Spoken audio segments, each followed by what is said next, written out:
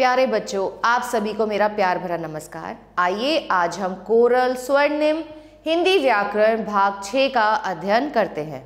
आइए बच्चों, अब हम पाठ 13 संज्ञा विकार यानी के सर्वनाम का पठन पाठन करते हैं।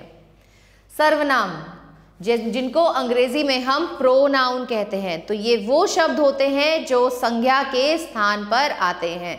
आपने कहा राम एक लड़का है, राम बाजार गया, राम बाजार से फल लाया, राम ने फल खाया। हम बार बार क्या कर रहे हैं, हम संज्ञा शब्द राम को बार बार लिख रहे हैं। और वहीं अगर हम ऐसे लिखें कि राम एक लड़का है, वह कल बाजार गया, वह बाजार से फल लाया, उसने फल खाए, तो जो हमने इस राम की जगह पे जो शब्दों का प्रयोग किया है वे ही सर्वनाम शब्द कहलाते हैं। जो शब्द संज्ञा शब्दों के स्थान पर प्रयुक्त होते हैं उन्हें सर्वनाम कहते हैं, जैसे मैं, हम, वे, तू, तुम, आप, कौन आदि। सर्वनाम के भेद बच्चों, इसके 6 भेद होते हैं। पहला है पुरुषवाचक सर्वनाम, निश्चयवाचक सर्वनाम, अनिश्चयवाचक सर्वनाम, संबंधवाचक सर्वनाम, प्रश्नवाचक सर्वनाम और निजवाचक सर्वनाम। आइए इनके बारे में पढ़ते हैं। पुरुषवाचक सर्वनाम जो शब्द कहने वाला, सुनने वाले अथवा जिसके विषय में बात हो रही है उसका हमें बोध कराते हैं, उन्हें हम पुरुषवाचक सर्वनाम कहते हैं। तो कहने वाला, सुनने वाला तथा तीसरे व्यक्ति के लिए प्रयोग किए जाने वाले सर्वनाम 3 प्रकार के होते हैं, जिसे हम क्या बोलते हैं, उत्तम पुरुष, मध्यम पुरुष और अन्य पुरुष। तो उत्तम पुरुष जिस सर्वनाम का प्रयोग बोलने वाला अथवा कहने वाला अपने लिए करता है उसे हम उत्तम पुरुष कहते हैं, जैसे मैं, हम, मुझे, हमारा।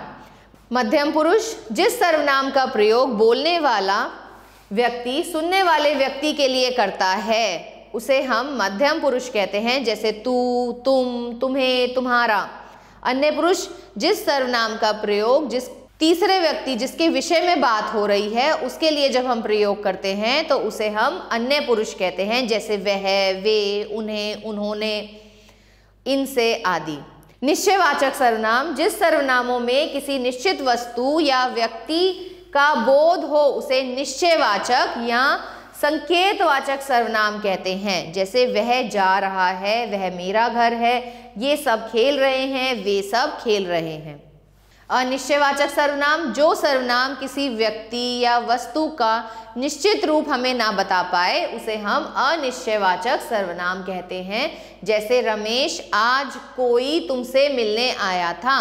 तो कोई कौन आया था अब ये तो हमें नहीं पता, इसलिए ये क्या है, ये अनिश्चयवाचक है। दूध में कुछ गिर गया, अब क्या गिर गया ये भी नहीं पता, इसलिए ये अनिश्चयवाचक है। किसी ने दरवाज़ा खटखटाया है, तो किसने दरवाजा खटखटाया हमें नहीं पता, इसलिए ये क्या है, अनिश्चयवाचक सर्वनाम है। संबंधवाचक सर्वनाम जो सर्वनाम शब्द 2 सर्वनामों में परस्पर संबंध स्थापित करते हैं या उसका बोध कराते हैं उन्हें हम संबंधवाचक सर्वनाम कहते हैं, जैसे जिसकी लाठी उसकी भैंस। तो जिसकी उसकी क्या है, संबंधवाचक है। जो करेगा सो भरेगा, जैसा करोगे वैसा भरोगे, जो परिश्रम करेगा वह अवश्य सफलता पाएगा। तो ये शब्द जो है ये हमारे संबंधवाचक सर्वनाम का उदाहरण है। प्रश्नवाचक सर्वनाम जो सर्वनाम शब्द प्रश्न पूछने के लिए प्रयोग में लाए जाते हैं उन्हें प्रश्नवाचक सर्वनाम कहते हैं, जैसे श्यामलाल के यहाँ विवाह में कौन जाएगा। तो यहाँ पे आपने इसका चिन्ह भी लगाया है प्रश्नवाचक का, इसीलिए ये प्रश्नवाचक सर्वनाम है। उसने यह पुस्तक किसे दी, क्या खरीद कर लाए हो। तो हम इसमें प्रश्न पूछ रहे हैं ना, इसीलिए ये प्रश्नवाचक सर्वनाम है। निजवाचक सर्वनाम जहां कर्ता के लिए अपना, अपने, स्वयं, खुद शब्दों का प्रयोग किया जाता है उसे निजवाचक सर्वनाम कहा जाता है, जैसे वह अपना काम कर रहा है, मैं अपने आप पढ़ लूंगी, तुम्हें वहां स्वयं जाना पड़ेगा, वह खुद यहाँ आ रहा है। तो जहाँ आपने अपना, अपने आप, स्वयं, खुद का जब आप प्रयोग करते हैं तो ये होते हैं आपके निजवाचक सर्वनाम। जहाँ आप शब्द का प्रयोग केवल श्रोता के लिए हो वहाँ वह आदर सूचक मध्य पुरुष होता है, और जहाँ आप शब्द का प्रयोग अपने लिए हो वह निजवाचक सर्वनाम होता है।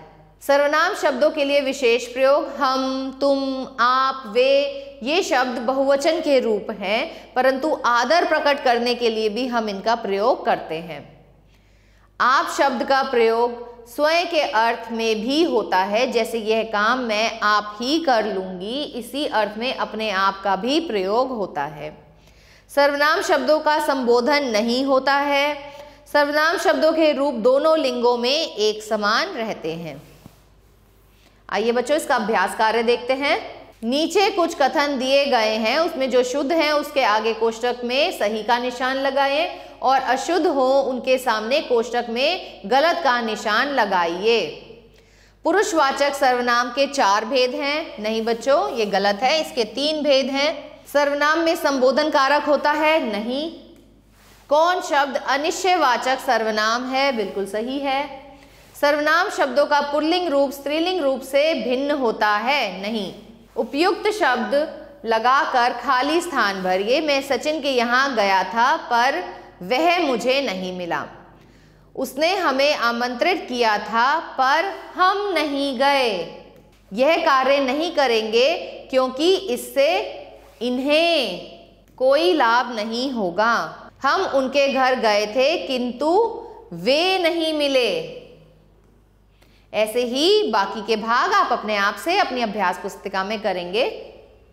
निम्नलिखित वाक्यों को शुद्ध करके पुनः लिखिए। हमें हमारे स्वास्थ्य का ध्यान रखना चाहिए। तो बच्चों यहाँ पर हमें अपने स्वास्थ्य का ध्यान रखना चाहिए। आपका स्वागत पर हमारा सामान। आपका स्वागत है, संबोधन नहीं आएगा। पर तुम्हारा सामान कहाँ है। मैंने मेरा काम किया, मैंने अपना काम किया। मुझको कुछ पता नहीं, मुझे कुछ पता नहीं। ऐसे ही बाकी के भाग आप अपने आप से अपनी अभ्यास पुस्तिका में अभ्यास करेंगे। कोष्टक में दिए गए सर्वनाम का उचित रूप भरकर रिक्त स्थानों की पूर्ति कीजिए। क्या वह डैश बहन है, क्या वह तुम्हारी बहन है, क्या ये पुस्तकें आप मेरे लिए, मैं डैश पढ़ाऊंगा, मैं तुम्हें पढ़ाऊंगा। ऐसे ही बच्चों बाकी के भाग आप अपने आप से अपनी अभ्यास पुस्तिका में करेंगे। निम्नलिखित वाक्यों में रंगीन शब्द में छपे सर्वनाम के वचन बदलकर इन्हें फिर से लिखिए। वह प्रतिदिन विद्यालय जाता है, वे प्रतिदिन विद्यालय जाते हैं। मैं अब अखबार पढ़ रहा हूँ, हम अब अखबार पढ़ रहे हैं। जिसने यह कलमदान तोड़ा है उसे सजा मिलेगी। जिन्होंने यह कलमदान तोड़ा है उन्हें सजा मिलेगी। तू यहाँ क्या कर रही है, तुम यहाँ क्या कर रही हो। ऐसे ही बाकी के भाग आप अपने आप से अपनी अभ्यास पुस्तिका में करेंगे। सही विकल्प चुनकर वाक्य पूरा कीजिए। सर्वनाम के बच्चों 6 भेद होते हैं। पुरुषवाचक सर्वनाम के 3 भेद हैं। हम, मुझे, यह शब्द कैसे हैं, पुरुषवाचक हैं। कोई, कुछ, कौन अनिश्चयवाचक सर्वनाम के उदाहरण हैं। आशा करती हूँ आप सभी को यह पाठ अच्छे से समझ आया होगा। मिलते हैं अगले पाठ में, तब तक के लिए आभार।